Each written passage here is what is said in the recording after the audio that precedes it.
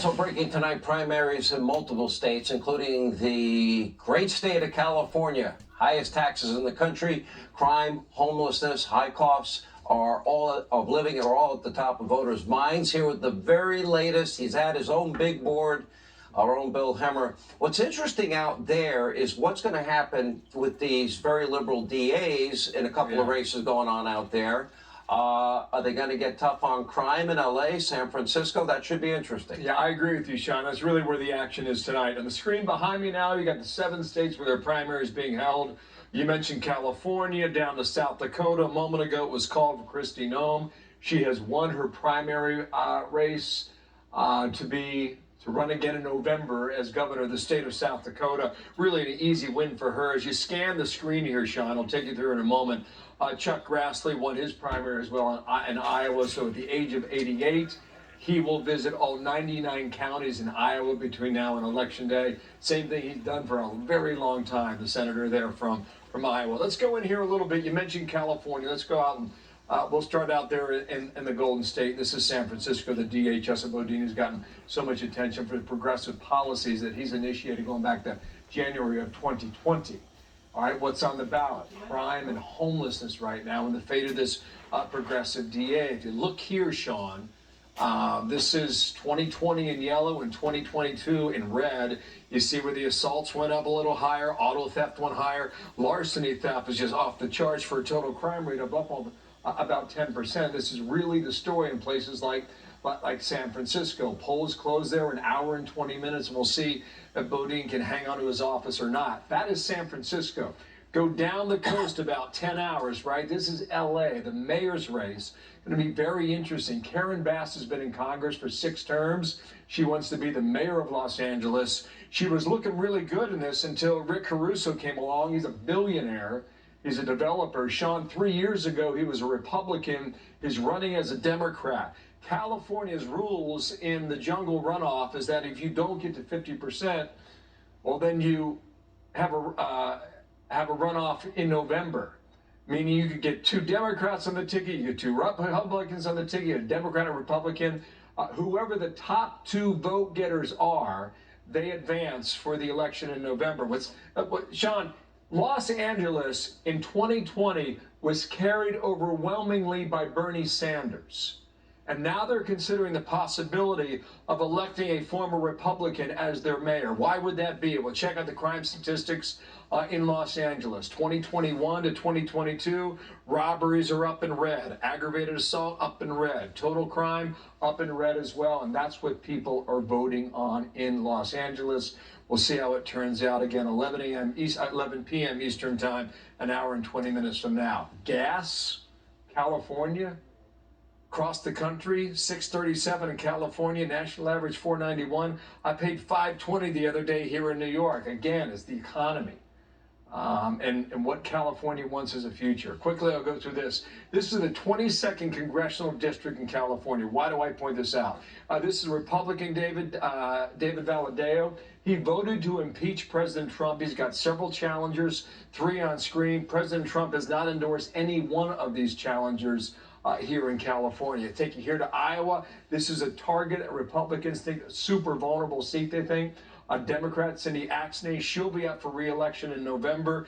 They redrew her district a little bit. Des Moines is right here, and then down here in the rural area in Iowa. She has some big challengers on the Republican side because of what happened in 2020. She won her district, but Donald Trump clipped Joe Biden in the same district, and they think this could be a pickup for Republicans in November. We will be looking, Sean, for the next 5 months now at these Republican targets. Some people think it's 25, some people think it's 35, some people think it could be as high as 50.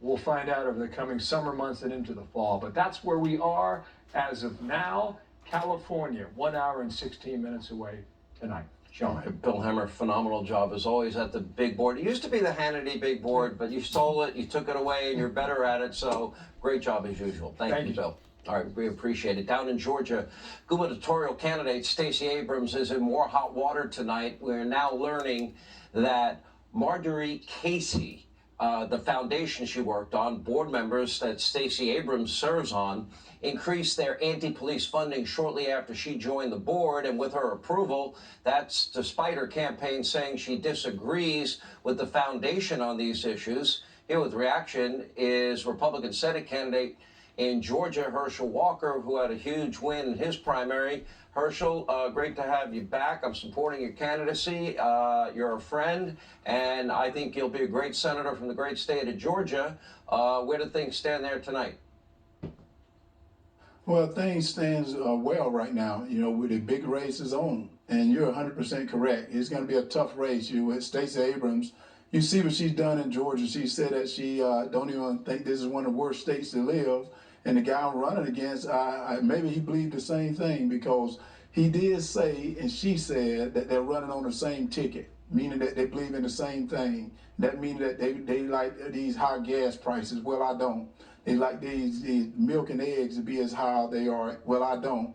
And we got to get this crime back together. You talked about it. Most all these cities that's ran by Democrats, they have crime that is going outrageous. And even right now, you look at the border. What is going on with the border that they were talking about earlier a couple of months ago? Now they don't seem to be caring about. Right now they've gotten on to something else, and we got to get these things solved. We got to get people in office that want to solve problems rather than get a soundbite. Record gas prices, record high inflation. We now have the largest caravan heading our way since these caravans started. Right now that's happening. The disaster in Afghanistan. Every single day, people paying more for every item they buy. Every time you fill up your gas tank, Americans are feeling the pain. Question is, okay, let's assume the Republicans can take the House. Let's assume people like you can win and Bud can win, and we can pick off a state like New Hampshire, Nevada with that Laxalt, and Arizona. Assuming all that's true, J.D. Vance, Mehmet Oz, if that happens, what will Republicans be able to do with Joe Biden as president? Well, one thing we got to do is get this country back together and try to get these gas prices down. That's one of the things I think most people, when I'm going around talking to Georgians, they're worried about. They're worried about the gas price. And people forget about when we lose our energy, that's a national security problem. And no one seems to be talking about that. We got to get these gas prices down. We got to continue to support our men and women in blue. We got to get this country back together. And how in the world could we forget about baby formula? They were talking about, they forgot about baby formula. Well, we got to get those things back together. So when I get into office, and I want everyone to go to teamherschel.com, put Herschel Walker in that seat, because the big race is on now. All right, and Herschel, we're supporting your candidacy, watching it closely. Thanks for being with us. We talked about the largest migrant caravan to date on its way to our southern border. Will Biden do anything about it?